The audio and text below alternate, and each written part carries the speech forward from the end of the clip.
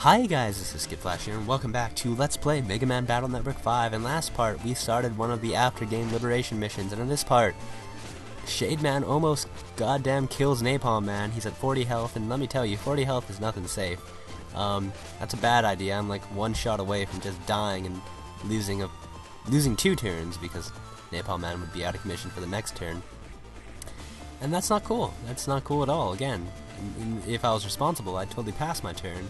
But I think knowing me, I'm probably going to risk it for the biscuit, because we do need Napalm Man's powers to use Napalm and open up that way to that dark hole to, you know, be super quick and awesome and whatnot. But for now, Mega Man will have to do and more of these Dominards, what, whatever the, I think, if you haven't caught on, all the viruses and all the chips have an 8-character limit. And it's always just hilarious of like when they actually try to, you know, some of them are just incomprehensible. I don't understand. I might as well Delta Ray these guys. Something I really need to work on off screen is learning the Delta Ray timing. When I actually did my first recording of this liberation mission, I was able to actually use Delta Ray twice. You can do it up to 3 times if you know, if you aren't a pleb. But I can't. It's beyond me, I suppose. And again, instead of passing my turn, like I should be doing, I'll be using Napalm Man's power, which honestly, to be perfectly honest, is very risky, because like if I'm kind of depending on Napalm Man to open up the way, and if he dies, and not only will I not open up the way, but won't be able to open up the way for a while, and that's not good. So I'll just have to be absolutely careful, and it's hard to be absolutely careful with these goddamn spark people. Luckily, I had chips that stunned him, because if I didn't have chips that stunned him like that, I would probably be dead. Just throwing that out there. But luckily I'm not dead, and everything is right in the world. I almost Elmer Fudded on myself. Okay, cool. I don't think actually no. Oh yeah, well there you go. One of those was a trap. I could have sworn, I know like Napalm Man destroys positive items when he uses Napalm, but apparently he doesn't destroy negative items, which is kinda lame. What's with that double standard? And again, because the only logic I understand is Magnet Man is a tank, I'm apparently fighting him here. Okay, yeah, makes sense. I mean, both liberation missions would be a disadvantage, so might as well do this one, I suppose. And the fire guys are annoying too. They have so much health, and because they have such sporadic movements, you can more often than not just run down the time. Luckily, I was able to do the double north-south tackle with Magnet Man, so the copy damage is still on, so that totally wrecked him. If I haven't explained this before, the north-south tackle will actually, it will be a normal tackle with Magnet Man. However, if you're if there's an equal amount of space behind behind the virus that Magnet Man is away from, he'll actually attack with 2 things and double the damage. Like for example, if you're 1 panel away from the enemy, and there's like an open space 1 panel away, like behind him, then you'll do the north-south tackle 2 people, or likewise if you're 2 spaces away and 2 spaces behind, you can do them twice, and you get it. I'm sure you get it. And I didn't do any damage to the bird, but that's fine, because you know the birds are typically easy to beat. Most likely. I had trouble counter hitting the bird. I knew you had to do it pretty early, and it didn't quite work the way I wanted it to, but whatever. The Vulcan still totally shreked him, and that's nice. And so again, when you actually take down a dark hole and everything around it gets liberated, if there's a boss Navi on that panel, it actually doesn't get liberated, and that can kind of be annoying sometimes. So just keep in mind that is in fact a thing. And right now we're actually going on this optional panel just to do optional things in order to get order points, because there's order points in here. It's not, again, I've said this word like way too many times in one sentence, but it's optional. But it's better than, I guess we want the order points. Yeah, we have no order points, and we do need we don't need 3 order points, but you know, we need some order points, so that more than enough justifies our wasting of 1 turn, because like the target was 12 turns, I believe, so that means like the special prize is 10 turns, and as soon as all these monsters finish wrecking us, we can see what turn we're on. We're on phase 4. Yeah, we're almost done, we're pretty much almost done with this liberation mission, and we're ready we're not even halfway, like, we still have halfway to go before meeting the requirements, so we're totally fine. As long as we don't all die and waste a bunch of turns, which is exactly what happened in my failed recording, then we will be absolutely fine. Why didn't I just use wide shot? Really? Wide shot and attack plus 30 would kill any one of these guys. Stupid past me. And invisible. What am I even doing? And again, you want... Oh, that's kind of extra funny. Apparently if you're invisible, then using Proto Man's parry shield won't actually do shit because you're invisible. That's kind of funny. That's a harm for using invisible, so that's cool. I don't think this will ever be a problem. Maybe against those like guard cannons, but if you are invisible, any kind of mark chips, like cursor chips, will actually still hit you, because that's their whole deal. So watch out for that. I mean, the only mark enemies there are in this fight are those cannon things, so that's never ever going to be a problem, because those attacks are really easy to dodge, but yeah, you can get hit with mark cannons even if you're invisible. That's more of a problem, I guess, if you're doing competitive, you know, PvP battles against actual people. That is a thing you can actually do in this game. I have never done it before, because, I don't know, I've never had someone to play with this game. I did have a friend who was super into it, but we never link battled like that. But that does sound kind of interesting. I mean, it'd be very hard, because they'd have, like, you know, they'd have the elite chip setups too, and you'd also have to, like, you know, accommodate, because you're fighting actual people, you have to kind of use actual people tactics. I mean, tactics against actual people, so that kind of can be interesting if I think about it. Again, I've never tried it myself, but if you have, tell me how it is. It sounds interesting for the least part or something. I don't know what I'm saying anymore, guys. But we're using slow gauge, which means victory is all but guaranteed. Literally, the only way, like, honestly, the only way I think I could ever lose a liberation match if I had slow gauge on is if I died. I really hate that. I really hate that. I still got the counter hit. I'm still in full synchro now. I didn't realize that, actually. And that's interesting. I thought, yeah, see, that was a one-turn liberation. I felt like we were on that phase forever. But even though we got hit, we still got the full synchro now, so that's kind of interesting. Okay, but again, I'm just gonna, you know, the most optimal thing would be actually liberating the panel right next to this guy.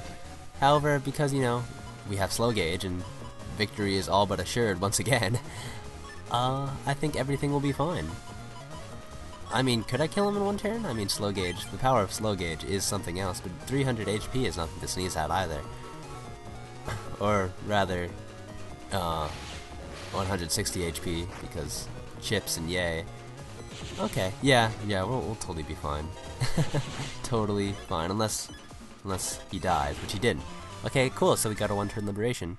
So now, instead of a surrounded, it's a disadvantage. And let me tell you, as time goes on, you kind of want to make sure you're not at a disadvantage, or even especially a surrounded, if possible. Because the more, if you're what I've noticed is if you're surrounded, there's typically more viruses than if you're, you know, in an advantage. That might be insanely wrong, though. So what I'm actually going to be doing today is liberating this panel, because let me tell you something, this dark hole is a tough one. It's the last dark hole, and justifiably so. It actually is a very difficult dark hole. So, we'll be dealing with that, and this is deja vu. I think this is exactly like the very first, liberation mission we did. So we got a one-turn liberation mission, which means even better we start with an advantage, which we need, mind you, because the next guy I'm probably going to be dying a lot on, just an assumption. Like, let's see. Because the biggest oh no, it's just a normal thing, I didn't notice that. Okay, so it's that guy that takes away your space, which is horrible.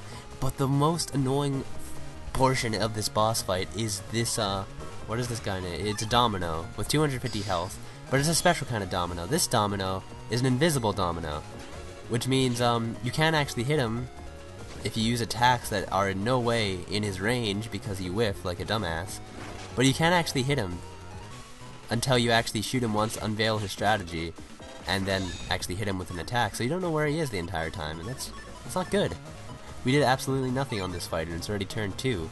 And I was stupid. I was supposed to use anti-damage first, and then, yeah, whiffing more attacks. I mean, honestly, more of this is just my stupidity than, like, you know, me sucking.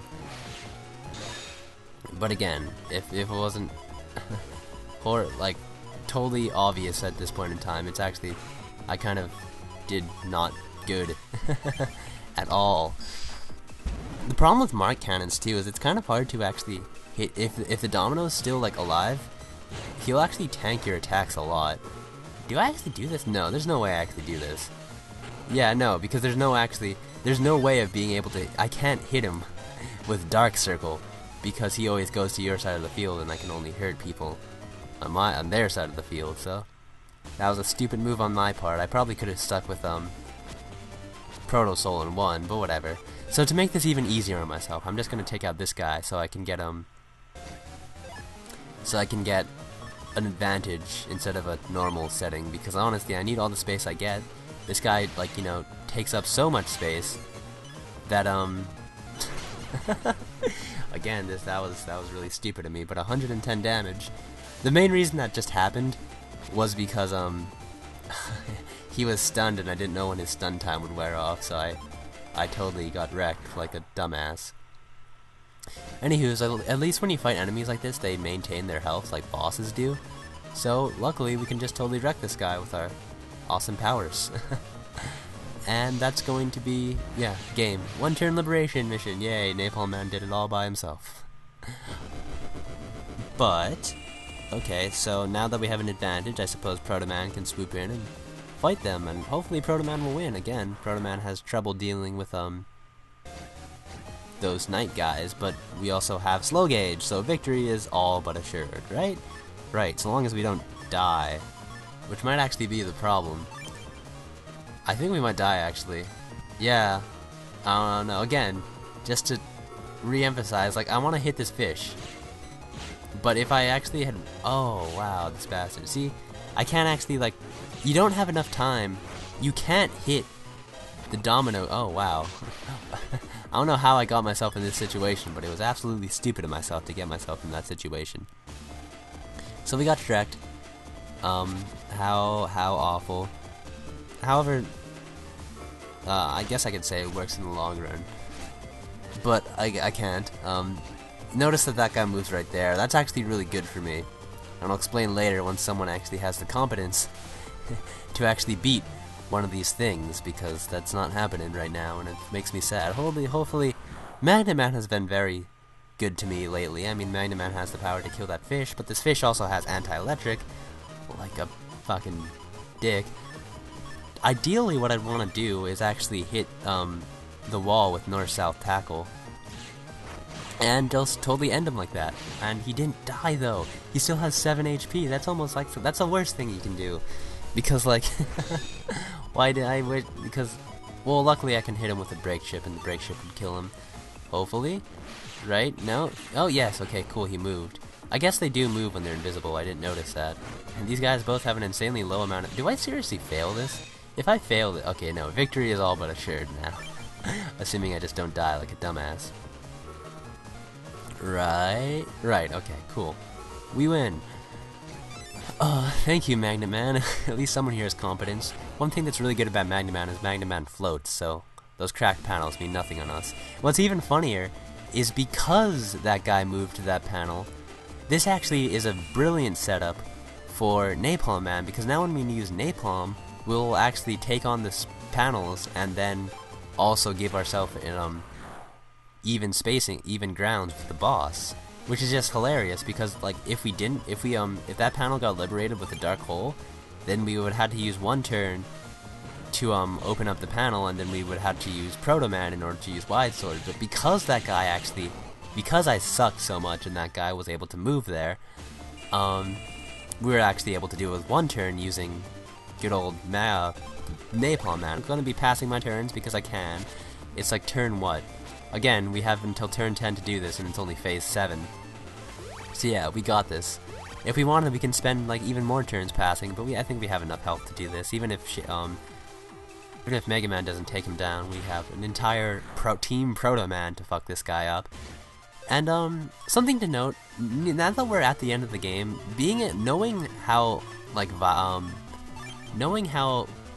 the Navis or the Dark Lloyd fights work is actually kind of important. You kind of, obviously, I'm gonna tell you right now, I'm not taking my own advice. In fact, what's hilarious is I took so much damage, I'm now anxious, and the thing about being anxious is that you can't actually use any Soul Unison, so I can't use Dark Circle right now because I'm kind of worried right now, which is not good. That's not good at all. But again, you wanted to start learning the boss strategies. You really want to start getting good at full synchrono attacks. I'm obviously not doing this. I've been whiffing Larkman so often. I thought Larkman hits above and below you, but it actually hits above, behind, below behind you, which is insanely stupid. So anywho's, again, a pattern I can't talk anymore, I'm dying. A pattern you'll notice about most bosses is that they'll move 4 times an attack. If you can use this to your advantage, then you'll be totally set. I also have Life Sword, so I'll be totally set. And I can use Dark Circle on this guy, so, you know, all the damage, right? And, again, if you have, area grabs, Dark Circle can end up doing a lot. And I died before I had a chance to do anything with my... before I had a chance to, even Life Sword that bastard. He'd be at 50 health right now. How horrible. Well, whatever. Magnet Man can pick up the slack because Magnet Man is seriously the MVP of this chapter. But yeah, you want to learn the enemy's attacks. You want to learn how to full synchrono counter them. Shade Man is actually a lot easier than most because Shade Man's most of his attacks involve him getting really close to you. So unless you suck like me, which I clearly do, you know, there's a lot of opportunities for full synchrono counters. And yeah, that's all about there is to it. Get good at that. I mean, again, I'll be taking my own advice. I haven't got good yet, as you can plainly see. But learning how to, well, hitting him with massive amounts of charge shots seems to be doing the trick. But in the future, when we want to kill him under 30 seconds, learning how to get the counters is going to be pivotal for doing super well. We can actually do without the counters, and still do well, mind you, just not super well. So that's something worth learning. Am I fucking recording? I was recording. I had to check for a second there because I didn't think I was recording my audio, which would have been insanely stupid for me. So now we're in enemy territory. The worst is yet to come. Everyone bails to ascertain the situation. And yes, we finally started the after game. I feel like the biggest problem with me, the whole reason I took like 2 weeks off, is because I was too lazy to start it. Now when we started, I got the momentum going, and I think the uploads will be a bit better. So yay! And now some mysterious voice is telling us to smite the evil. He sounds good. He's gonna give us a prize, a chip, just once. Or Justice Once, whatever that stands for, goddamn 8 character limits. It's actually a very good mega chip. I don't think I have anything J-coded, but I might, just because it's cool. But he has to go on. That voice could be one of Nebula's traps. No, I know it's not. I actually don't know what that voice is. Maybe if I played all the games, maybe I'd understand, or maybe if I just don't remember. But anyways, next time we will be on more of Nebula area. Until then, this has been Skittflash. Hope you've enjoyed watching. Bye!